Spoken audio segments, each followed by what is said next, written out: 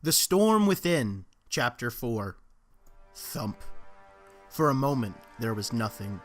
No sights, no sounds, no thoughts, no pain. Thump. For a moment, time was both a decade and a second. It was both an eternity and a blink of an eye. It was a childhood and a lifetime, disguised in a single beat of a heavy heart. Thump. For a moment, Fox found himself in an unfamiliar place. The skies were a deep and haunting violet, lingering over a dark ocean that spanned as far as the eye could see. He looked towards his feet, realizing he was floating atop the perfectly still water. The small boat in which he stood was the only refuge from an otherwise unbroken landscape. Thump. For a moment, he wondered where this strange sea was. He wondered how he'd gotten there, and he wondered where he was headed. However, such trivial details quickly lost their importance when he realized the meaning behind this place. Something deep inside of him knew that he was trapped in a void within his mind, a place that could only truly be described as the blank space between life and death. Thump. For a moment, there was silence. Fox surveyed his surroundings more thoroughly. The endless purple sky swirled above him menacingly. The waters lay in wait.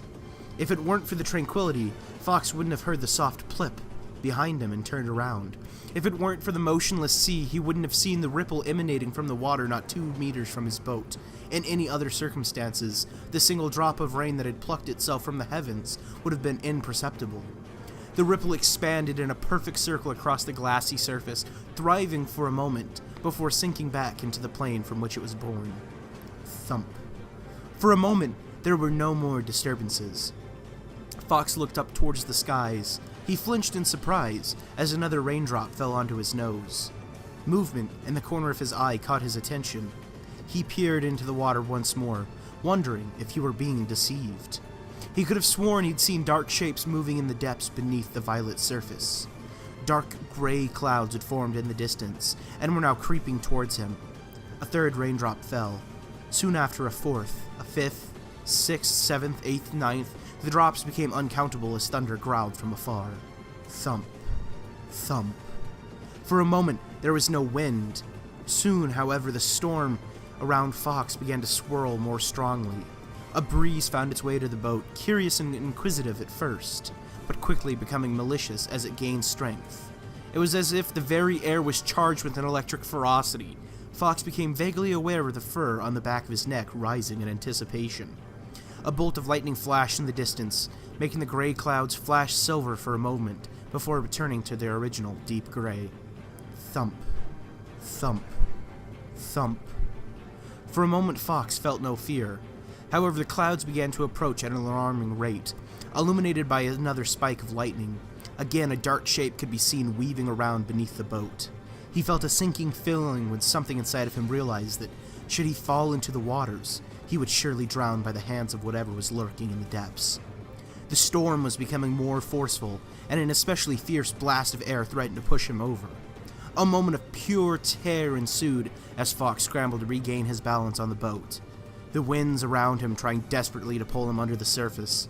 If the boat was caught by a gust and landed upside down on the surface. No, he wouldn't think of that right now. He couldn't afford to think of that right now. He needed to focus all of his energy on keeping the boat upright in the winds around him. The facade of silver clouds, white lightning, and purple skies assaulted his senses. He fell to his knees as he tried to keep himself upright against the violent waves rocking his ship back and forth. He desperately squinted in an attempt to see his surroundings against the wind and rain. By now, the discord from the ever-increasing rainfall was almost deafening. The entire sea thrown into a tumultuous chaos by the rain and wind. Thump. Thump. Thump. Thump. For a moment, nothing existed except Fox, the boat, and the storm surrounding him. The predator was circling its prey. In that single moment, in that single consolidation of events, he had had enough. His circumstances had become too much for him to bear. He curled up onto the floor of the small vessel, shutting his eyes and covering his ears. He yelled out in anguish, in anger, in agitation. He cursed the monsoon around him. He cursed the situation he found himself in. Why did it have to end up like this? Why must I alone be forced to weather this storm?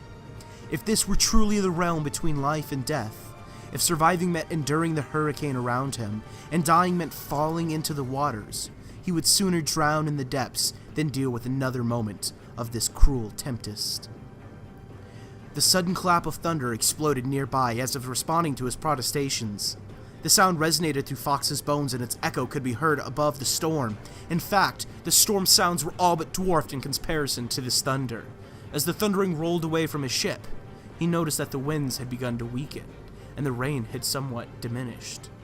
Thump, thump, thump. He hesitantly opened his eyes and peered above the edge of the boat. The waters had become calm once more, and the clouds began to pass over him. He had entered the eye of the storm. At this point, Fox realized his fur had been soaked from the rain. He cautiously got on all fours and shook himself out, careful not to lose his balance on the boat. No words could describe the relief he felt as he took a deep breath, stretching his arching body and basked in the warmth of the sun. If he could just stay like here, forever. He yawned and lay down in the boat, studying the beauty of the purple sky above him one last time. The walls of the eye surrounded him on all sides except upward. It was as if he were looking into a violet light at the end of a silvery gray tunnel. Thump, thump. He knew this peace couldn't last forever. He knew he should have been concerned about the return of the storm once he left the eye. Despite his better judgment, he was simply too relaxed to worry about the future. Whatever would come, would come. He realized that, if he could just bear the storm for long enough, there would always be beauty within it that wasn't readily apparent from the outside. Wasn't it ironic, then, that it took so much anguish to bring Fox to this epiphany? Another yawn escaped his mouth. He let his heavy eyelids fall as he began to doze off. Nothing existed except Fox, the boat, and the calm around him. He felt the fear within himself subside as the winds became nothing more than a placid breeze. There were no more disturbances as he drifted off to sleep. Right before he let himself fall into silence, a small part of him wondered once more where this place in the sea was, and why he had been brought to this unfamiliar place. It was to teach you an important lesson, Fox. His subconscious seemed to know more than his conscious self did, but he didn't have the energy to try and comprehend what it meant. As he let himself settle into a deep sleep, time once again lost its meaning.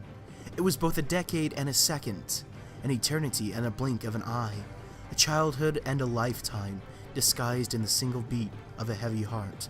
All sights, sounds, thoughts, and pain quietly left him as he entered the darkness, leaving the strange world the way he came into it. And for that moment, there was nothing. Thump. I can't believe it. A single voice broke the silence. No, this can't be happening.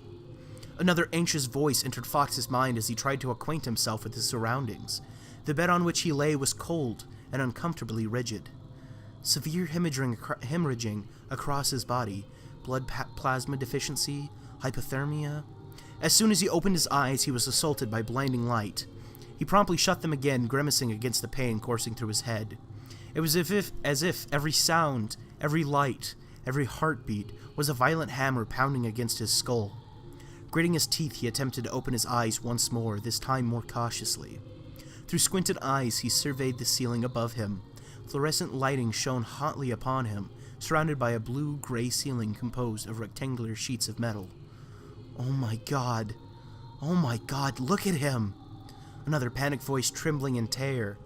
Fox tried to shield his eyes from the light with his hand when he realized an IV tube was connected through the veins in his wrist. What are we going to do with him, then? I don't know. Well, I say we get rid of him. He gulped. Get rid of me? Are you insane, Falco? After all this trouble? There's no use keeping him on board any longer than we have to. What the hell is happening? He felt a frenzied panic begin to boil inside of him.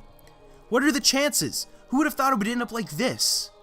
He tried to sit up and turn his head, a wave of unease emanating from his gut as he tried to comprehend their words. Man, Fox is not going to... Fox yelped in agony as a sharp line of fire lashed across his injured back, pinning him to the table. His distress caught the attention of his team. As if on cue, they promptly ceased their discussion and approached his bed. He grasped at the bandaged shoulder beneath his medical gown in an attempt to dull the pain, and he felt another wave of panic flow through him when he realized he could barely move his fingers. Fox! Thank God! Falco's head blocked the harsh light invading the Vulpine's eyes, and for a moment he could clearly see the panic in the avian's face. Guys, where am I? What's happening? The team was silent for a moment before Crystal spoke up. You're in the medical bay. You were in terrible shape by the time we got to you, though not nearly as bad as... She gulped. How are you feeling, Fox? He could barely put what he was feeling into words.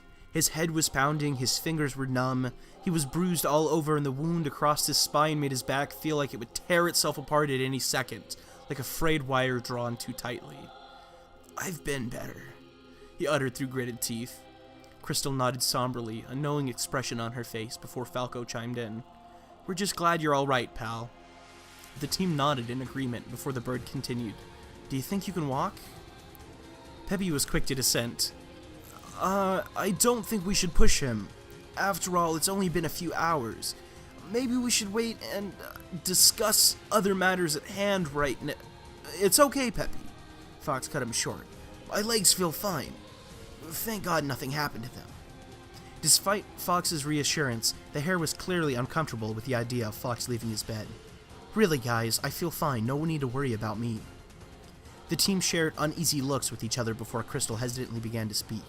Fox, what's got you all so worked up? Confusion quickly became panic as his team remained silent.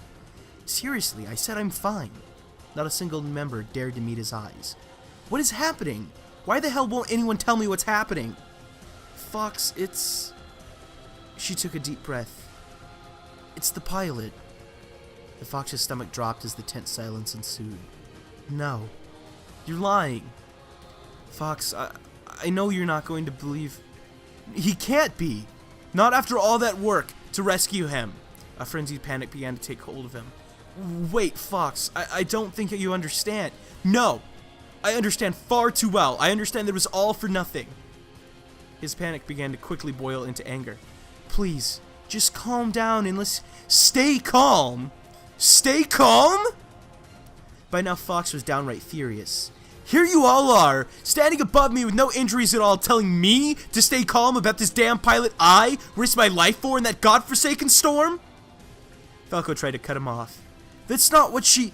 Even though all these injuries, all this pain, this torture was for nothing at all now that he's dead, and you're telling me to calm down? I can't believe you'd say something like that. Next time, let's see you go down there and rescue someone who's... That's not what she meant! Falco squawked, surprising Fox into silence long enough for him to take a look at the faces above him. The bird was livid. Peppy was exhausted. Crystal looked stunned, and Slippy simply seemed on the verge of tears. Falco took a deep breath to calm himself before repeating himself more softly. That's not what she meant. Oh yeah? Well then what the hell did she mean then, huh? Fox, Crystal cut in. He's not dead. Another uneasy silence. What? Anger quickly solidified into a deep confusion as 1,000 questions begged to be answered. What do you mean? What's wrong with him then? Why are you so worried about... I think it's probably best if you see for yourself. Peppy spoke solemnly and in a low voice. A strange mix of apprehension and guarded curiosity slowly came over Fox as he nodded in agreement. All right. I think I'm good for a walk.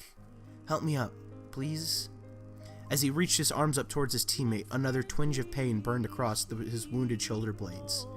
Don't bend your arms or back too much, Crystal cautioned as she removed the IV from his wrist. You don't want to tear out the stitches. This IV replaced most of the blood you lost in the hangar, but you're still not quite at optimal levels. Don't stand up too suddenly or you might feel lightheaded.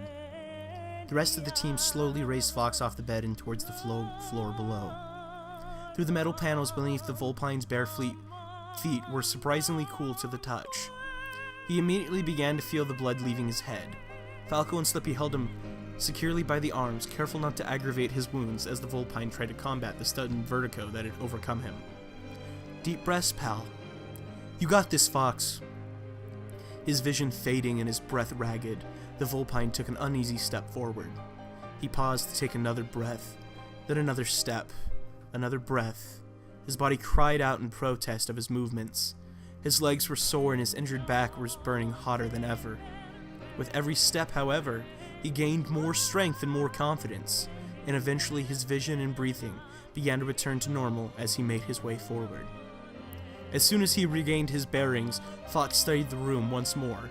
For such a large ship, the Great Fox's medical bay was surprisingly small, offering equipment and beds for only 2 patients at a time. The beds were in 2 distinct chambers, separated by a sliding metal curtain. The far wall of Fox's chamber was adorned by a sink and some open cabinets full of medical supplies. As they approached the metal curtain dividing the 2 rooms, Falco spoke up.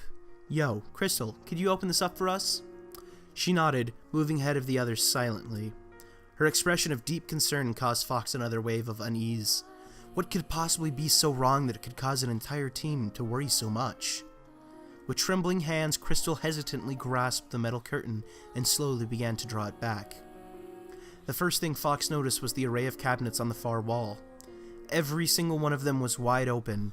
The vast majority were empty. Almost all of the medical equipment that was usually stored within them was apparently in use.